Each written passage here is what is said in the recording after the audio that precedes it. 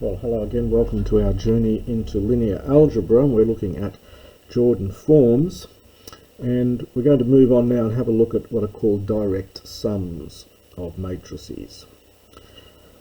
So in what we've looked at above, we had this very funny special case where we had matrices that had only one eigenvalue and with geometric multiplicity 1. But if in the case where there's more than one eigenvalue, and or the geometric multiplicity is more than 1, then we see that the Jordan form then consists of a number of Jordan blocks that are in some sense glued together. And for each such block we build a chain which gives us each of the blocks. Now I'm not going to go into the theory of all this. It's best understood, I think, by looking at least at the beginning section to look at some examples. But before we do that, I need to be more precise about what we mean by gluing the blocks together. And that's going to lead us to this idea of a direct sum. So we talk about the direct sum of square matrices. So I've got some square matrices A1 up to AR, and it's the matrix consisting of these submatrices on the diagonal and zeros everywhere else. So A1 direct sum A2 up to direct sum AR simply looks like this. We plonk these blocks in here and we just bury it with zeros all the way around. The HAs don't have to be the same size, they could be different, and you can have more than one of them, of course. So just as a simple example, if I wanted to take a direct sum of these two 2 by 2 matrices, will be a 4 by 4 matrix. So I plonk that first matrix in here and I surround it by zeros, and then I plonk this matrix in here. And that's called a direct sum of these two. We can have something like this one here. So I've got just the single matrix 2 containing 2, which goes up here, and then you bury it with zeros above and below. Then you plonk the next matrix in, which is here, and you again put zeros above and to the side and below, and then you've got 4, so you've got a little 4 down here. And so that would be the direct sum of these two. Now, by the way, it's interesting to observe that the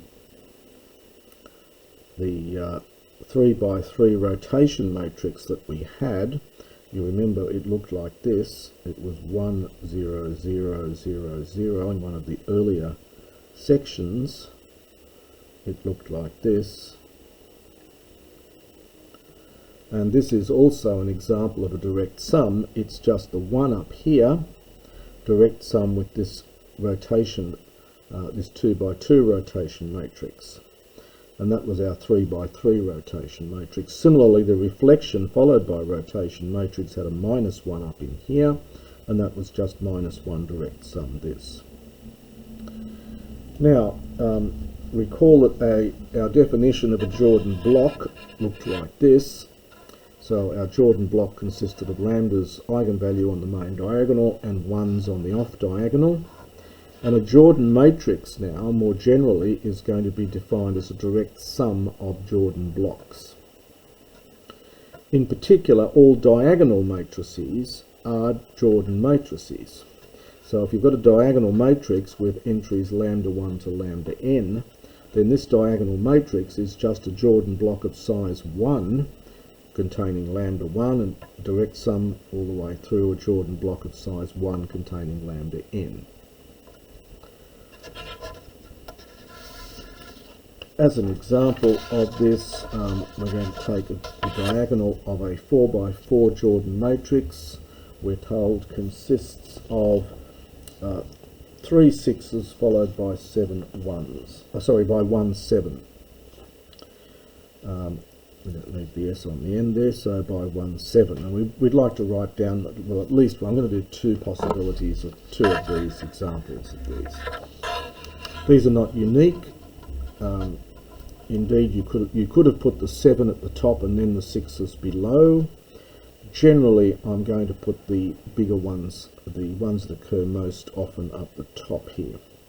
So one possibility is that we've got our Jordan block here at the top.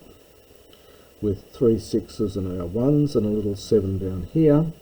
Now as a direct sum, that would be a 3 by 3 Jordan block based on the number 6, and then this little block down here is a block of size 1 based on 7. We could also have done this. This also has 3 6s and 1 7. That is, I only have a 1 1 floating here and not 1 here, and that would be 3 Jordan blocks. It would be this Jordan block, which is a 2 by 2 matrix based on 6, and then a 1 Jordan block based on 6, and then another 1 Jordan block down here based on 7. Okay, so I hope you can see from this how we can just glue these Jordan blocks together to form a Jordan matrix. Well, the next thing we want to be able to do now is to look at situations, building chains in the situation where you've got more than one eigenvalue or more than one eigenvector. This one here I think will turn out to have one eigenvalue, but the geometric multiplicity is not 1 for that eigenvalue. Now the theory of why this works and how it is we're not going to go into. That is difficult.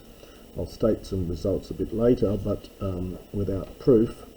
But it's best seen, I think, by doing some examples once you've got into your head how it works when you've got one eigenvalue of geometric multiplicity 1. So here's the worked solution to this. So here's our matrix, and B, and I claim that lambda equals 2 is a fairly obvious eigenvalue. If you subtract 2 off the main diagonal, these 3 rows are going to be, or rather we'll get a 2 and minus 4, minus 2 and minus 4, minus 2 and minus 4, and minus 1 and minus 2, and so we can see from that that it's this will be an eigenvalue. So I'm going to work out the kernel of this. So I subtract 2 off the main diagonal, I get this. Now when you look at this, you see this has got rank 1 because each of these rows is a multiple of the bottom. So this is rank 1, nullity 2.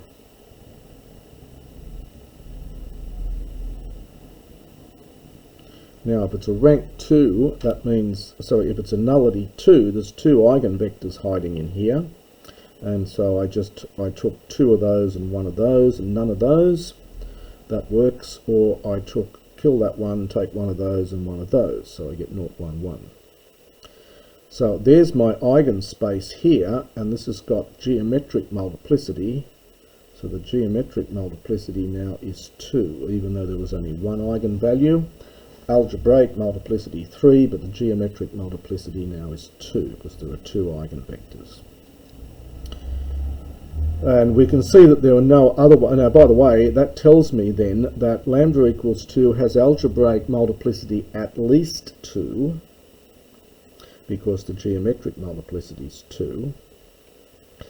And the trace then tells me that, so I've got 2 and something, and the sum of them has to be 6. So the trace tells me that lambda equals 2 is the only eigenvalue. So this, in fact, had algebraic multiplicity 3, but geometric multiplicity 2.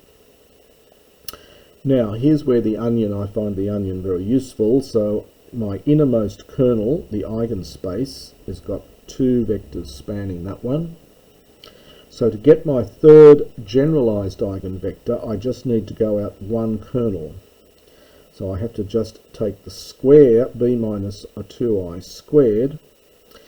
And again, that must be, this matrix here is going to have nullity 3 to get the 3 generalized eigenvectors, therefore rank 0, so it's the 0 matrix. And again, I just copy down these 2, I keep the 2 eigenvectors, and I just toss in anything that's linearly independent with those 2. And now the onion tells me I need to build a chain of length 2 this time. So I start with the vector in the outermost kernel, as we've been doing before, 0, 0, 1, and I multiply by b minus 2i, and that lands me with this vector, minus 4, minus 4, minus 2. One of the advantages of taking a nice simple vector like this as my third vector in the set here is that when you multiply this matrix by this, it just pulls off the last column. It just takes off the last column of this matrix, and so it just makes the arithmetic easier. And there it is. And this one again, this must be in the span of the two, or in the eigenspace, so it must be in the span of these two. And indeed, if you take minus 2 of these, minus 2 of these, of this one, then you will end up with that. So it's in the eigenspace for lambda equals 2. Now, how do we get the P matrix? Well, we might look at the J matrix firstly. For the J matrix, we've got one chain, and that chain is going to build a chain of length 2 is going to build a block of size 2. So our Jordan form is going to consist of this Jordan block up here, which is J2 of 2, and then we have another little block down here. This is a direct sum with J size 1 based on 2. And to get the P matrix, well, we put our chain in, so this is the chain. Don't forget the order, so that's got to go first and then this one. And then all I did here, to get the third vector, I picked any eigenvector I like that will build the little 2 down here. So I could have gone up here and picked 0, 1, 1 because that was an eigenvector. I just chose to pick 2, 1, 0. So the P matrix is not unique. What is unique is the fact whatever P matrix you choose, then P inverse AP will give you the J matrix. Now, by the way, of course, it's not completely unique. I could have put this little block up the top and the big block down the bottom, in which case I would have put the eigenvector first and then the chain. Now, I normally put the biggest blocks first in the Jordan form and then the smallest ones when doing this. Now we'll do another example of one of these. Just you might like to have a go at it yourself. You might like to have a go at this one yourself and then compare it with what I've done. So again, we want to find the Jordan form and the matrix P. That puts this matrix B into Jordan form. So if you like, you can pause the video, have a go at it yourself, and then compare with what I've done. But here is the worked solution for that. Now this time we've got more than one eigenvalue. So I'll leave you to check. I've just done the calculations elsewhere. The eigenvalues turn out to be 3, 3, and 4. So we've got more than one eigenvalue this time. So we look at so lambda equals 3 has algebraic multiplicity 2. So the geometric multiplicity could be 1 or it could be 2. If it's got geometric multiplicity 2, then the matrix is diagonalizable, because we then get 2 eigenvectors for here and another one for the 4. So we need to look at the eigenspace for 3. I subtract 3 off the main diagonal, gives me this matrix. And if you look carefully at this matrix is rank 2 nullity 1. So there's only one eigenvector hiding in here, and that's 3, 0, 1, which you can see from the first and third columns. So lambda equals 3 has algebraic multiplicity 2, but geometric multiplicity only 1. So we're looking at our onion. We've got one eigenvector in here. We need to go to the next kernel out to get the generalized eigenvector. No shortcuts here, you just have to square it out. So b minus 3i squared is this matrix. No shortcuts, I had to square the thing out. And of course this matrix must have rank 1 nullity 2. There's got to be, we need 2 generalized eigenvectors in this kernel. I kept the eigenvector from above, 3, 0, 1, from up here, and I just plonked, and I had to choose another vector that was in the kernel of this and linearly independent with this one. So I just looked at it and said, well, I'll have 2 of those and 1 of those. And then when you dot product this with any of these rows, you get 0. Now we need to now build our chain, so we take the vector in the outermost kernel, which is 0, 2, 1, and we build a 2 chain. So we multiply it by b minus 3i. And when you do the arithmetic on that, you get 3, 0, 1, which by the way happens to be equal to this one. It has to be a multiple of this one because at this stage we're in the eigenspace. So this must be a multiple of this one. It is a happy or perhaps unhappy accident that it looks exactly the same. That, as we've seen in earlier examples, is not always the case, but it must be a multiple of that. Here it was just 1 times it. So we need also to get the eigenvector for lambda equals 4. We mustn't forget 4 up here. So lambda equals 4 was also an eigenvector. So I looked at the kernel of b minus 4i and subtract that off gives me this matrix. And if you look at this one here, I said the top row says I want one of those and one of those to make that give me 0. If I looked at on the second row, I get 6 minus 4 is 2, so I need one of those to kill that off, and then I double check it on the third row, and this dot product's to 0 with that. So there is the third eigenvector. There is the other eigenvector for lambda equals 4. Okay, so the P matrix now, we put the block in here. This is, sorry, the chain. This is the chain for lambda equals 3. And it's a chain of length 2. Don't forget, see the order is important. And that's going to build this little block up here. And so this builds a block of size 2 based on the eigenvalue 3. And then direct sum, we've got a little 4 down here that corresponds to a Jordan block of size 1 based on the eigenvalue 4. So you can see that, at least from what I'm doing here, you can see how this is going to work now on any matrix. We simply find the eigenvalues, the eigenvectors and the generalized eigenvectors and build the chains, and we can convert the matrix into Jordan form.